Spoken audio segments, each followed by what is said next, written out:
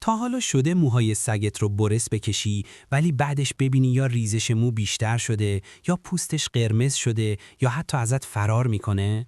واقعیت اینه که برس کشی اشتباه نه تنها مفید نیست بلکه میتونه به پوست و موی سگ آسیب جدی بزنه.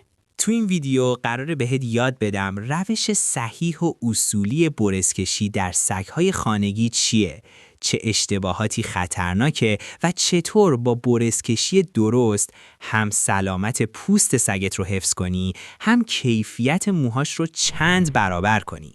سلام، من اسمم پیامه و چند سالی هست که به عنوان یک گرومر در کنار این فرشته‌های زیبا یعنی سگ‌ها و گربه‌ها مشغول به کار هستم. به کانال کیجانی خوش اومدین. بخش 1. چرا برسکشی انقدر مهمه؟ برسکشی فقط برای زیبایی نیست. در واقع یکی از مهمترین بخش‌های مراقبت از سگ‌های خانگیه. برسکشی منظم و اصولی کمک میکنه به حذف موهای مرده و شل، جلوگیری از گره خوردن موها، افزایش جریان خون در پوست، پخش شدن چربی طبیعی پوست روی ساقه مو، کاهش ریزش مو در خونه و مهمتر از همه حفظ سلامت پوست. کیفیت مو در سگ‌ها ارتباط مستقیم با نحوه برسکشی، تعداد دفعات و ابزار درست داره. بخش 2. خطرات برسکشی اشتباه. حالا بریم سراغ چیزی که خیلی‌ها بهش توجه نمی‌کنن. برسکشی غلط چه خطراتی داره؟ اول، برس کشیدن با فشار زیاد میتونه باعث خراش‌های ریز روی پوست بشه. این خراش‌ها راه ورود باکتری و قارچ هستن. دوم، استفاده از برس نامناسب برای نوع مو. مثلا برس فلزی برای موی نازک یا برس نرم برای موی خیلی ضخیم که نتیجهش میشه ریزش شدید مو، درد و مقاومت سگ نسبت به صاحبش بشه. چهارم، برس کشی بیش از حد.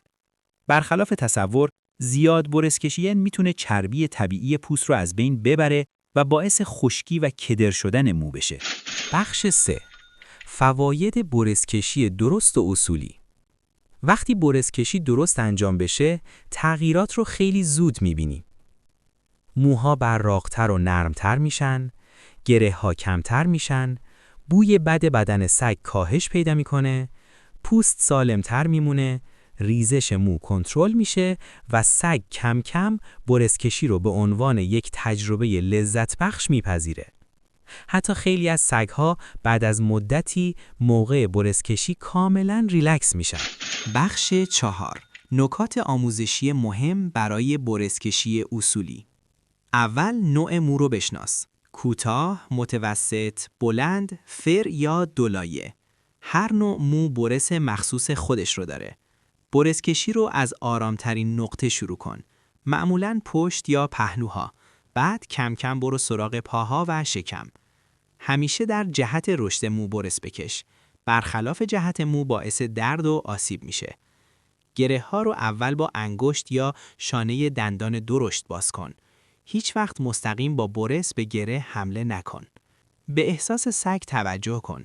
اگر بیقراره توقف کن. برسکشی نباید باعث استرس بشه.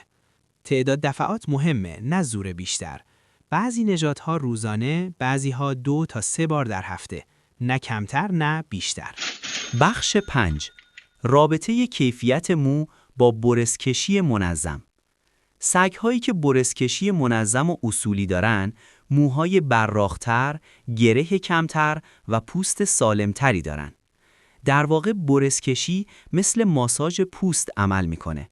چربی طبیعی پوست پخش میشه و موها تغذیه میشن. حتی بهترین شامپو و غذای سگ بدون برسکشی درست نمیتونه کیفیت مو رو به حد اکثر برسونه. جمع‌بندی.